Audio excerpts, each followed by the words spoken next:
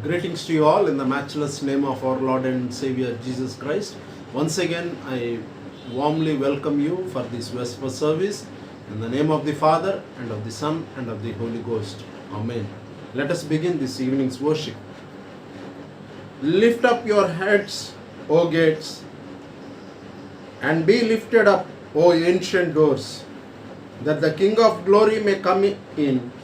Who is this King of glory? The Lord strong and mighty, the Lord mighty in battle. Lift up your heads, O gates, and be lifted up, O ancient doors, that the King of glory may come in. Who is this King of glory? The Lord of hosts, and He is the King of glory. Amen. Let us look to the Lord in prayer. God, our Father, our Creator, and our Sustainer, Lord, we have come to your presence this evening to worship you and to listen from your word. Lord, as we continue to meditate upon your word, Lord, be with us, guide us, and lead us. Especially this evening, we praise you and thank you for the protection that you have given to us during the past 6 months and enabling us to enter into the new month, the first Sunday during the month of July. Lord, thank you for your abounding grace. Thank you for your unfailing love. Thank you for your care and guidance upon us. Thank you for the life that you have given to us, which is a gift from God. Lord, help us to have this gift. Help us to feel this gift in the proper and meaningful way. Lord, we give you all glory and honor. Lord, as we continue to praise you and worship you, Lord, accept all our praises, accept all our weaknesses and shortcomings, so that we may be straightened and we may be good in your presence. Lord, we give you all glory and honor this evening. Particularly, we are praying for the church, the members of the church, each and every family. Lord, be with them, guide them and lead them. Particularly, we are praying for the people, those who are sick among us. Lord, we ask your healing touch to be with them. Heal them and give them speedy recovery. Lord, we also pray for the people, those who have lost their near and dear ones back at home. Lord, you comfort them. Lord, you guide them and lead them. Lord, we also pray for the people, those who are affected with this devastating, terrible pandemic situation, those who are in hospitals, those who are in quarantine, those who are taking treatment. Lord, be with them. Lord, you know the needs of the families. Lord, you take care of them. Especially we are praying for the poor and needy, the daily laborers, the people who are struggling to get a meal a day. Lord, you be with them, guide them, and you take care of their needs. Especially we are praying for the elders of the church, the president, the general secretary, the secretary of the board and the treasurer, and also we pray for the executive of the church, the council. Lord, be with them, guide them and lead them. As we also pray for the different wings of the churches, the church, the Sunday school, the women samaj, and also we pray for the Christian endeavor. Lord, we also pray for the youth, especially as some of them are preparing for the examination, the competitive examination, the professional examinations. Lord, you be with them, guide them and lead them. We also pray for the people, those who are going for the higher admissions. Lord, you be with them. Especially we are praying for the children. Lord, protect them from the third wave of the COVID situation, especially the Delta virus, Lord, so that nothing can be hit any of the person, individual, or the families or the church. Lord, we give you all glory and honor. Lord, you sent your angels, your archangels around us, so that we may lead a right path.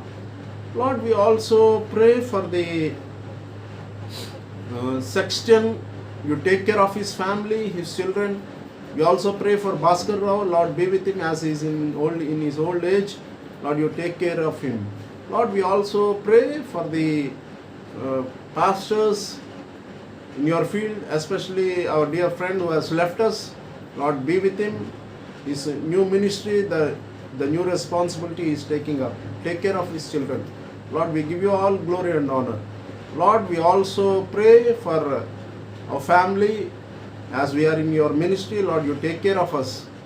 We ask this prayer in the matchless name of our Lord and Savior Jesus Christ. Amen. Good evening, friends. Once again, a warm welcome to you all in the matchless name of our Lord and Savior Jesus Christ.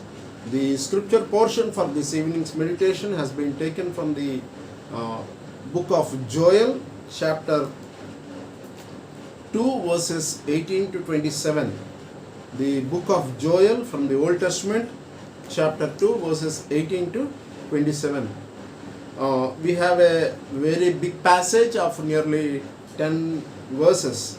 Before we enter into the meditation of the Word of God, I wanted to bring few important things, very particular for this day.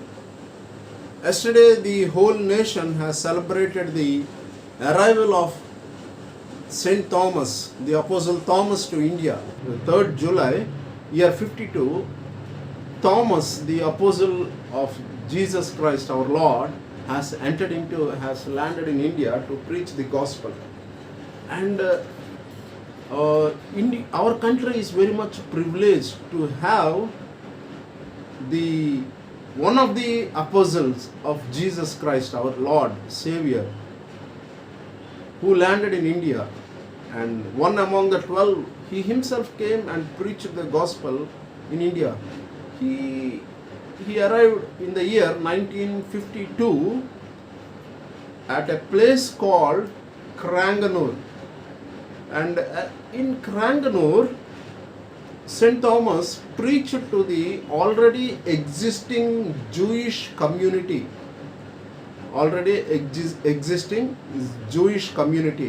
So while he was there in Cranganore, the Calicut, the parts of Kerala, so there St. Thomas has established nearly 7 churches at Quilon, Malinkara, Parayur, Gokamangalam, Nirman and Chayal. These are the places where St. Thomas has established the churches. So after that, he moved towards Mylapore of the Bay of Bengal of the east coast. So at Mylapore, it is presently in Chennai. There, in the year 1972, in the month of Kanur, Thomas was martyred. So even today also we find the tomb of St. Thomas at Mylapore, the St. Thomas Church, in the coast of Bay of Bengal. And in Chennai you find the tomb of St. Thomas, where you have a very big church and all. So, and many of our Protestant friends, they say that it is a Catholic church. So here what I wanted to say is not whether Catholic or Protestant, but the great thing that the nation has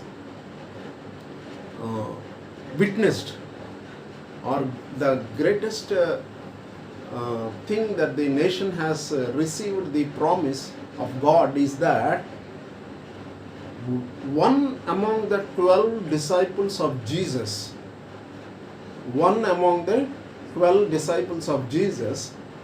St. Thomas, has come to India in the year 52 and he died in the year 72.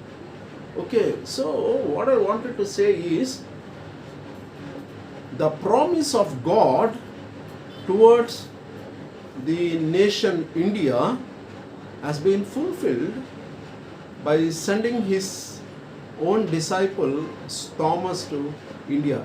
And Thomas came to India and he was martyred. And you find even today also, you find on the tomb of St. Thomas, the church was built at Mylapore. So we should never forget the contribution of this great person, St. Thomas. And St. Thomas, or the Apostle Thomas, was the one who brought the gospel to India. So later, after many years, the gospel, uh, the arrival of the gospel, and it has taken different shapes, and presently it is only the seed, the gospel seed that was sown by St. Thomas in India. Now it has become, and it has established vast churches and wider spread of the Christianity.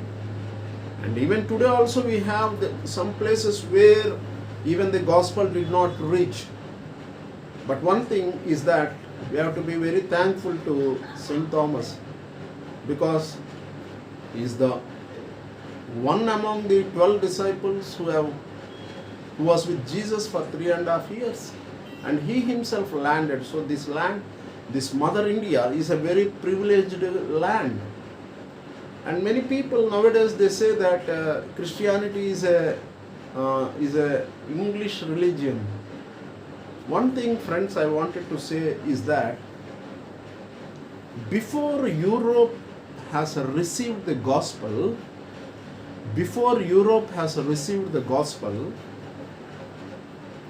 the gospel has reached India. So in 1952, on the eve of St. Thomas Day, when the first Prime Minister of India, Pandit Jawaharlal Nehru, while he was addressing the people at the St. Thomas Day, the Apostle Thomas Day, he said that the greatest statement that was made by St. Thomas was that before the gospel reached the European shores, the gospel was already there in India. I repeat, before Christianity has entered the European shore, the gospel was, or Christianity very much existed in India. That was the statement made by Pandit Jawaharlal Nehru. And he at the same event, when Dr. Babu Rajendra Prasad, the President of India, he was there at that same function, the program, and he said that in India, Christianity is as old as itself. In India, Christianity is as old as itself. So Christianity is not a foreign religion. I mean, it is not a Western religion. Or the Britishers did not bring Christianity to India. Jesus' own disciple has come and preached the gospel in India, and that is how the gospel has entered, or the word of God, the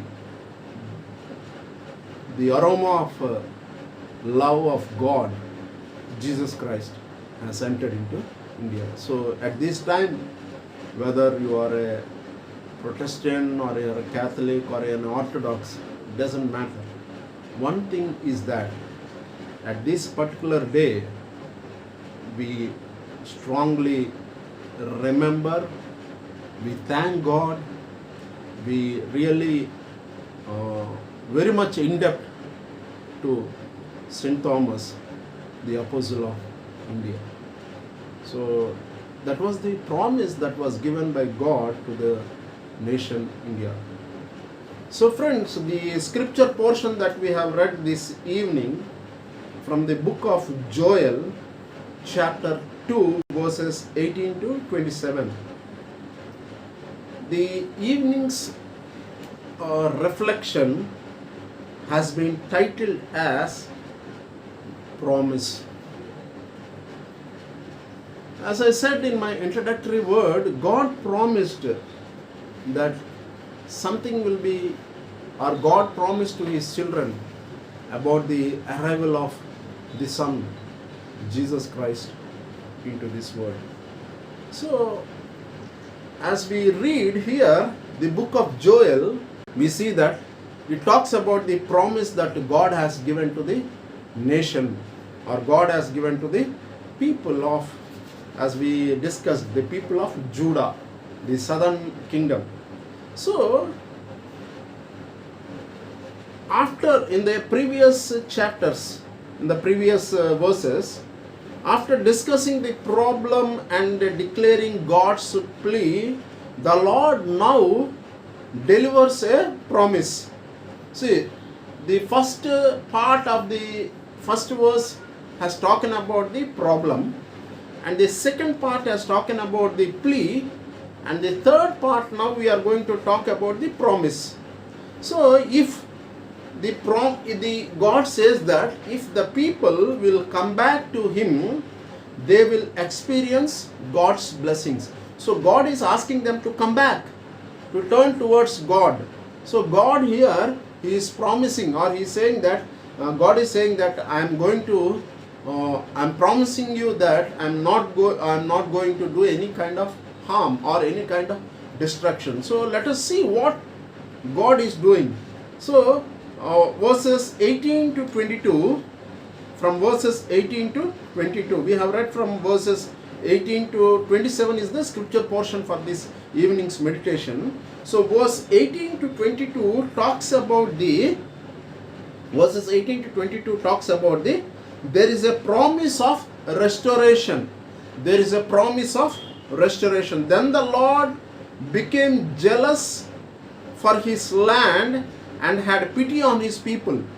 In response to His people, the Lord said, I am sending you grain, wine, oil, and you will be satisfied, and I will no more make you a mockery among the nation. So there is a promise of restoration. God says, I am going to restore you.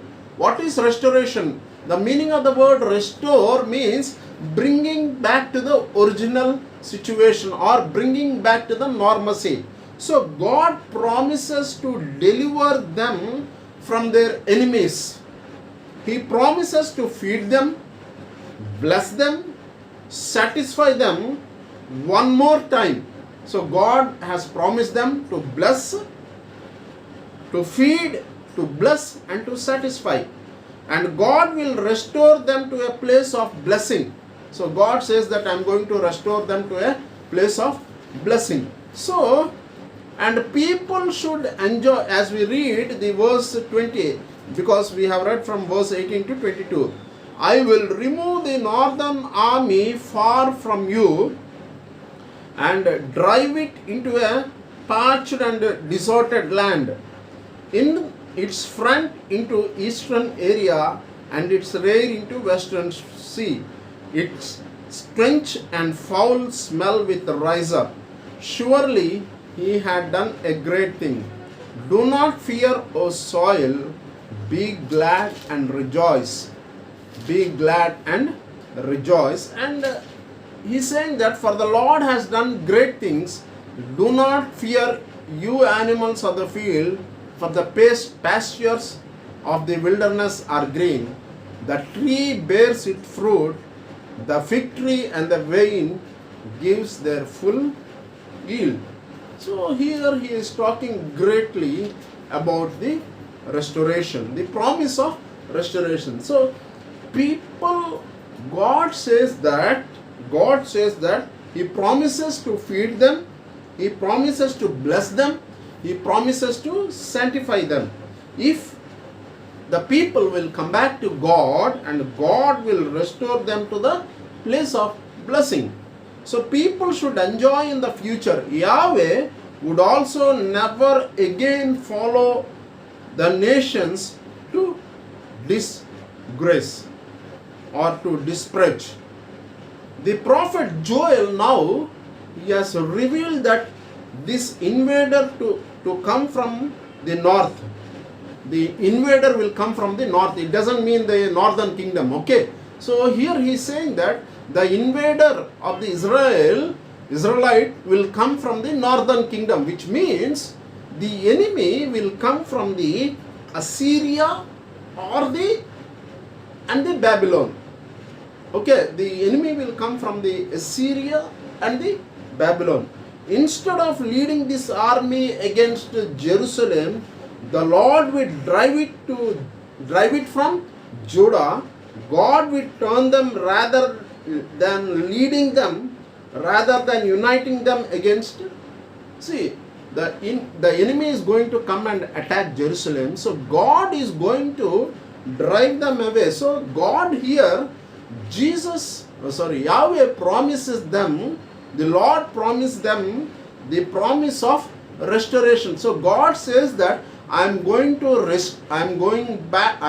restore back the enemy who is going to come from the northern kingdom, that is the Assyria and Babylon. They will not be united in attacking you, but rather, as it is said in the 22nd verse, it is said in the, do not fear, you animals of the field, for the tree bears its fruits, and the fig tree and the vineyard is full. So God promises them. God promises them. So there is a promise of restoration, and verse 21 clearly says that, do not fear, O soil, be glad and rejoice, for the Lord has done great things. So you need not worry. There is a promise of restoration. So that is what verses 18 to 22 talks about. Secondly, verses 23 to 25. Verses 23 to 25, as we read, there is a promise of revival. There is a promise of restoration. There is a promise of revival. So here we see that God promises to send both the former and the later rains. So the former, let me read it for you from verse 23 to 25. O children of Zion, be glad and rejoice in the Lord your God, for he has given the early rain for your vindication. He has poured down for you abundant rain. The early and the later rain as before. The threshing floor shall be full of grain, and the vat shall overflow with wine and oil. So here the promise of restoration.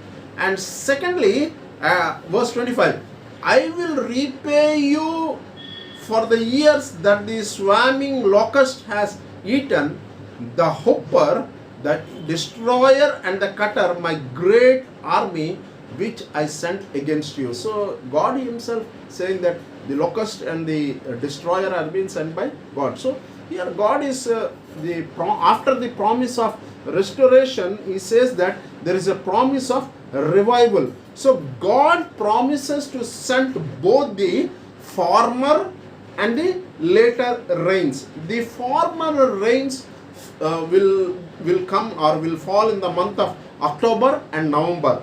They helped replenish the soil preparation for the next planting season. So the former rains will prepare the soil to be get ready for the next crop, and the later rains will fall in the month of March and April.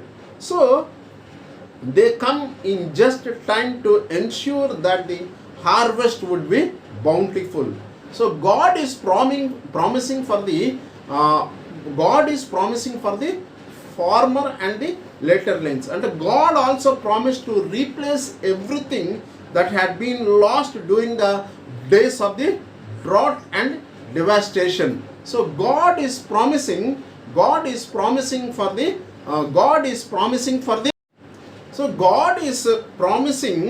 to replace everything that had been lost during the days of drought and devastation. So God is also promising a revival for the blessing of the land. So we need a revival for his manifest presence among his people. We need a revival for his power in our services. So see, we are talking about the God said that there is a promise of restoration, and secondly he is promising the God's promise of the revival. So here we see that we need a revival of His manifest presence among His people. We need a revival for His power in our services. We need a revival of conviction of God on the hearts of the lost. We need a revival. It is our only hope. It is the only hope of our families, our communities, our churches, and our nation. So, God's promise of the revival. So, in this particular time, we need a revival of the nation, the revival of the service, the revival of the hearts that were lost from God. So, coming to the promise of restoration, to the promise of revival, in verse 25, in verse 26, very interesting thing is coming up. That is, there is a promise of rejoicing. There is a promise of rejoicing. Let me read it for you. Promise of rejoicing. Verse 26. You shall eat in plenty and be satisfied, and praise the name of the Lord your God, who has dealt wondrously with you, and my people shall never be put to shame. So verse 26, after talking about the promise of restoration, the promise of revival, now God is speaking about the promise of rejoicing. The promise of rejoicing. So God's people will experience His blessings and they will be satisfied. They will praise Him, they will worship Him and exalt Him. They will hold their heads high before their enemies, and no longer they will be the object of shame. So no longer the people of Israel will be the object of shame. Secondly, they will be blessed once again and they will rejoice in their new condition.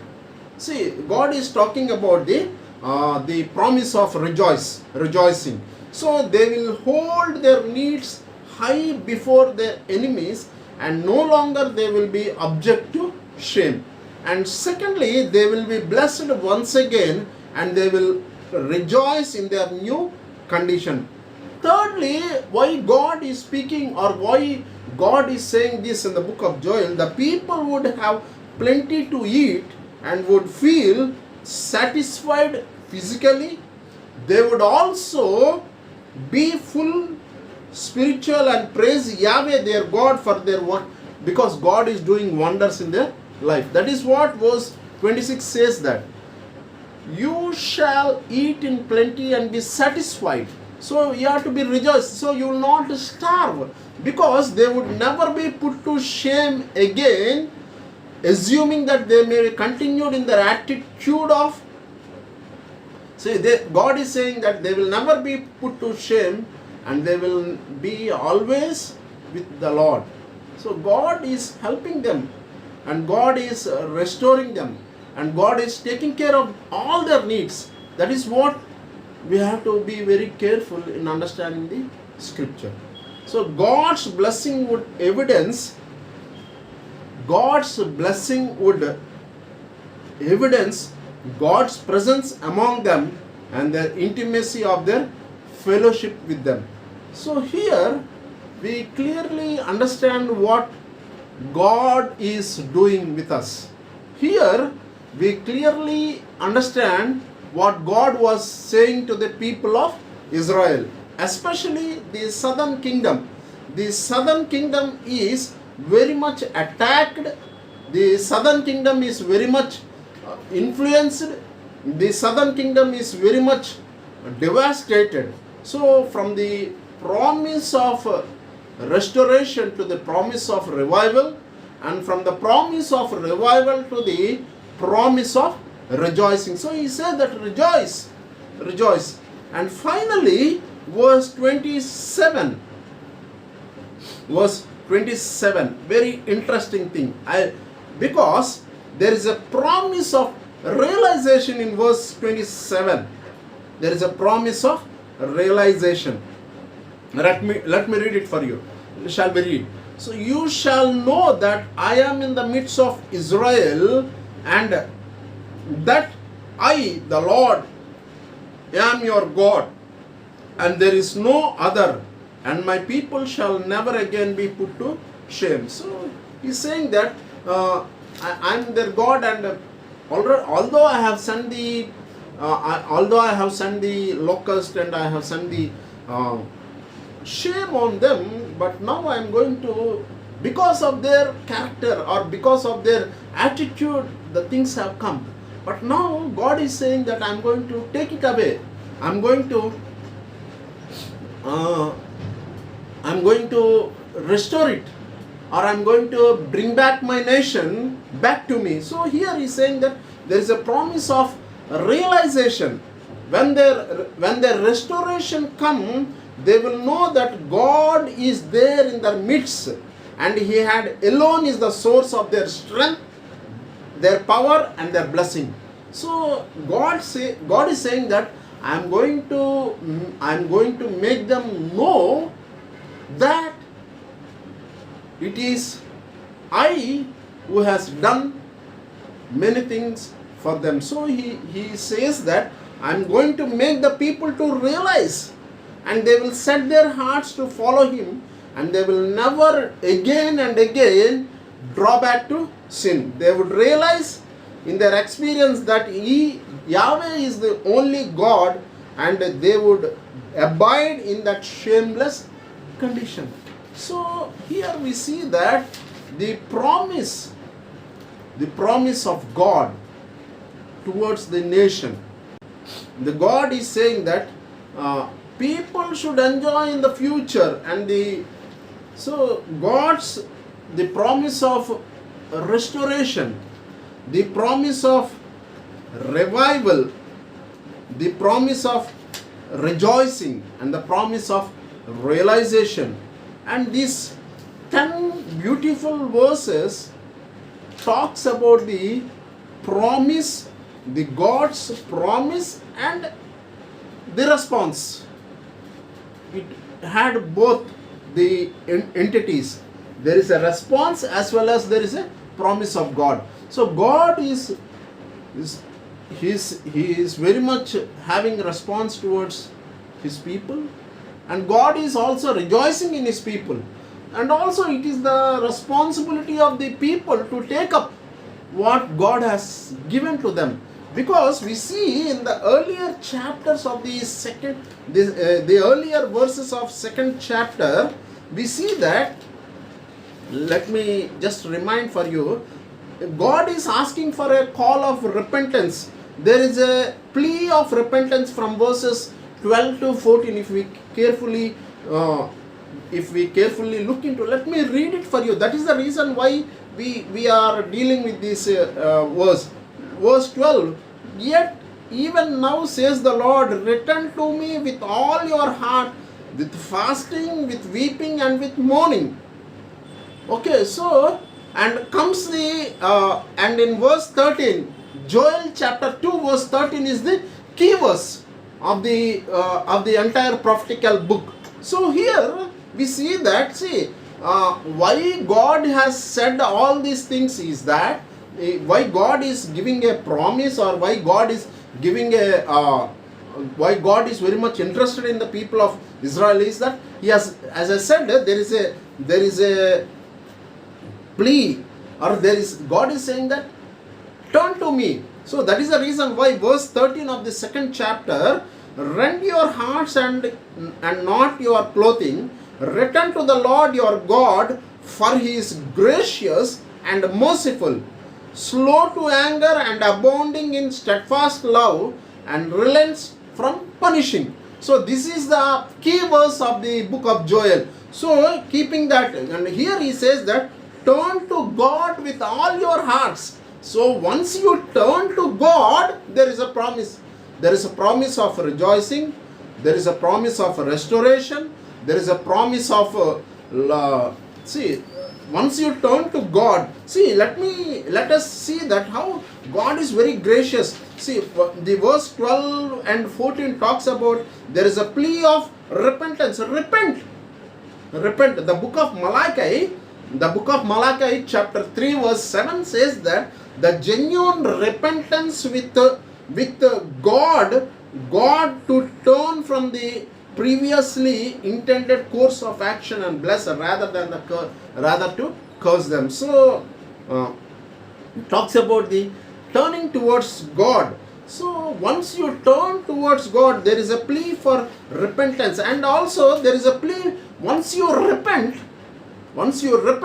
there is a restoration. That is what verses 15 to 17 talked about. So once you repent, there will be a restoration. Once you are restored, there will be a promise. So these are interlinked. From verse 12 to 27, very beautifully it is stated. Where God says that there is a plea for turning towards God, and God is there is a plea for repentance, and there is a plea for restoration. Once you are repented, there is a restoration. That is what, and in the year 1998, the World Council of Churches, the 8th General Assembly at Harare in Zimbabwe, the World Council of Churches in 8th General Assembly at Harare, where it met, the theme was that turn to God and rejoice in hope. Turn to God and rejoice in hope. So once there is a repentance, definitely there will be a restoration. Once there is a restoration, definitely once you are restored, God is promising us the promise of restoration, the promise of revival, the promise of rejoice, and the promise of realization. So this can be taken up. How we can take up this? That is the question that we have this evening. How we can take up? So once there is a plea for repentance, there is a plea for repentance, there is always a plea for restoration. So once you are restored, that is what from verses 12 to the 27th verse of the second chapter talks about.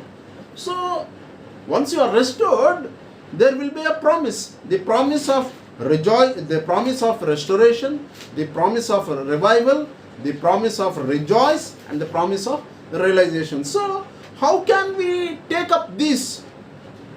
How can this be done? By taking up the cross of Christ. So the cross is the way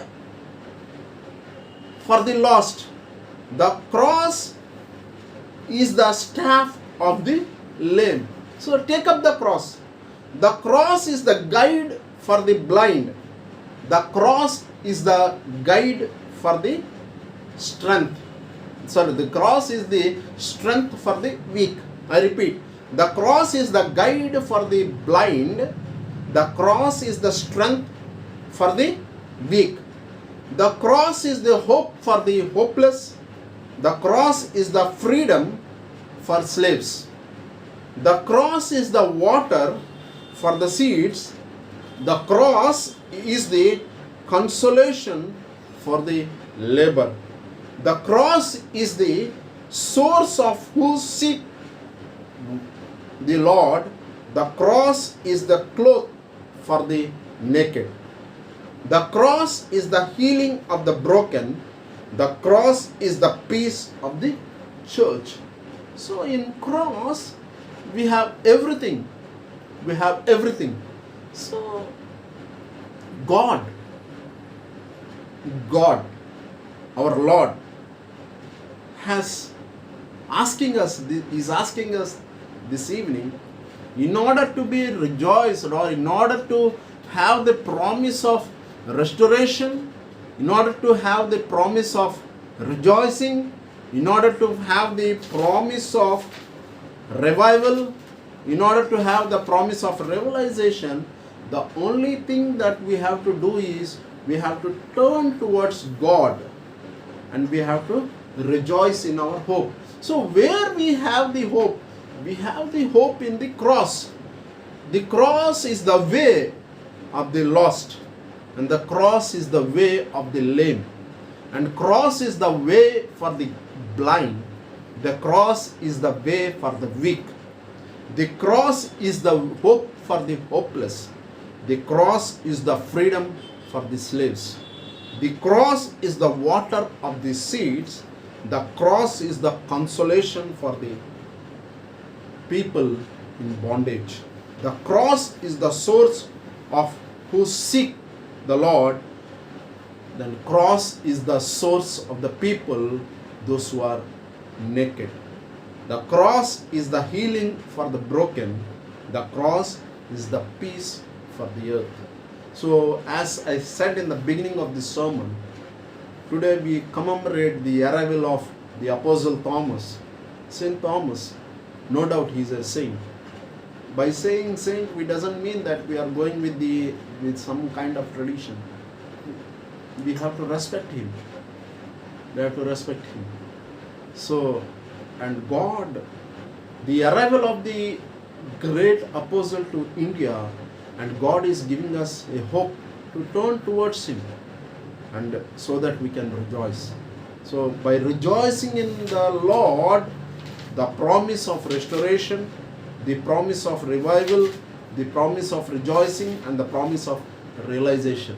See, we are in the difficult situation. We don't know when it is going to end. When it is going to end, and the government is alerting, the people are being warned, and now we have to come to his presence with a great heart, with a great intention. See, we don't know what happens tomorrow. As we are in the presence of the Lord, let us remember what God has done for us. Let us remember what God has done for us. Because we are alive by the grace of God. We are here by the grace of God. And we listen to his word through his great blessings, through his great promise for us, through his Son Jesus Christ.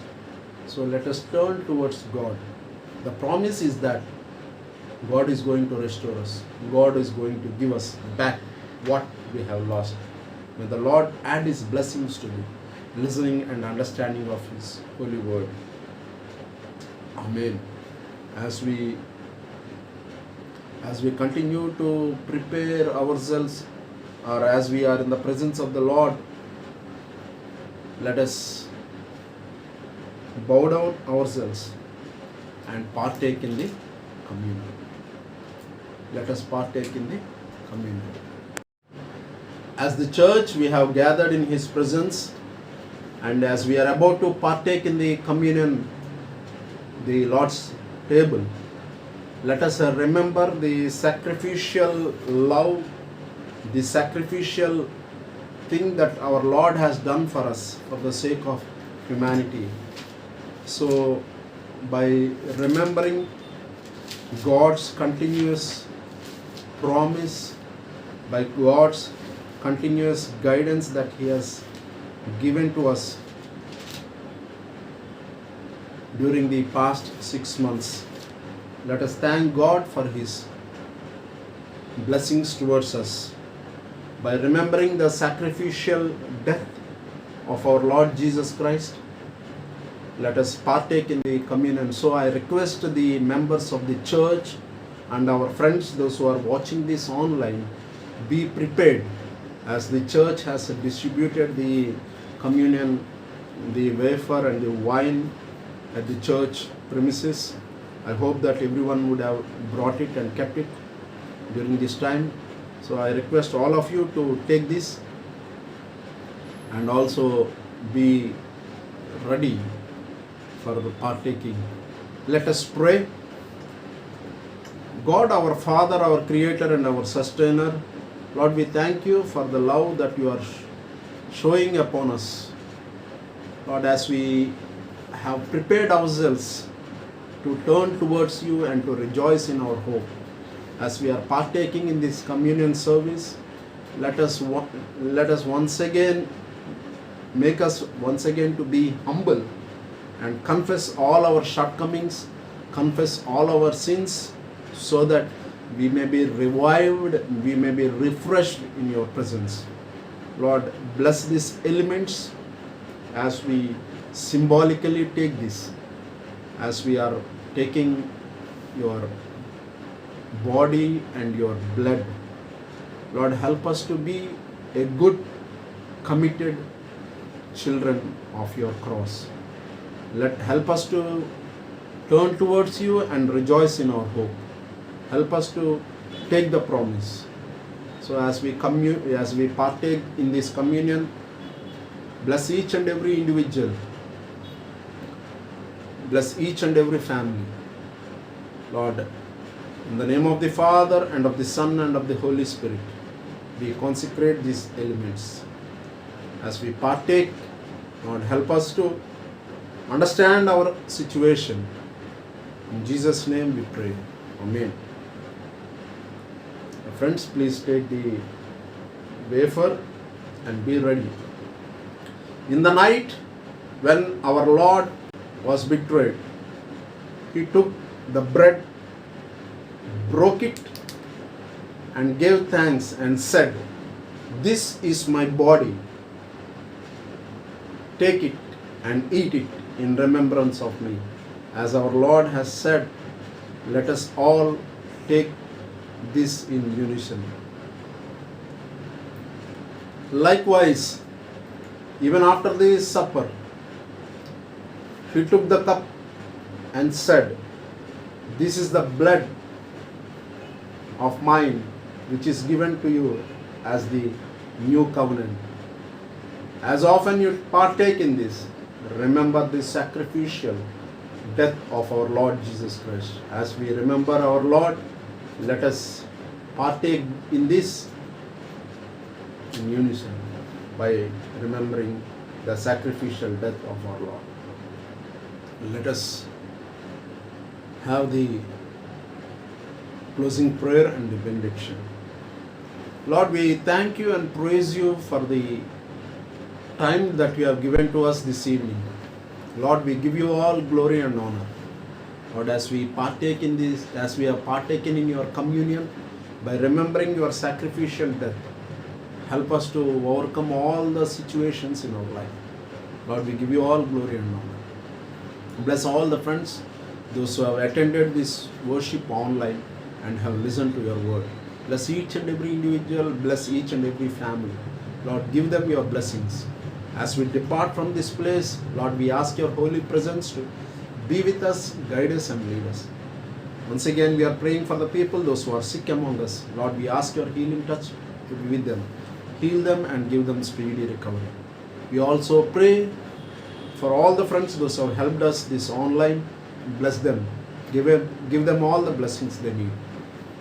Lord, also help us to prepare ourselves to overcome all kinds of troubles, so that we will be having the promise of restoration, the promise of revival, the promise of rejoice, and the promise of realization, so that we turn towards you and rejoice in hope through the cross which you have given to us, through the sacrificial death on the cross that you have done for the sake of humanity.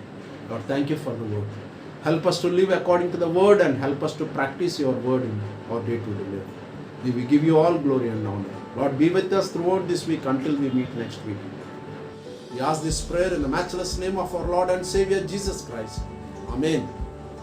May the grace of our Lord Jesus Christ, the love of the Father, and the comforting guidance of the Holy Spirit rest and abide with us now and forevermore. Amen. Thank you, friends. God bless you. Amen.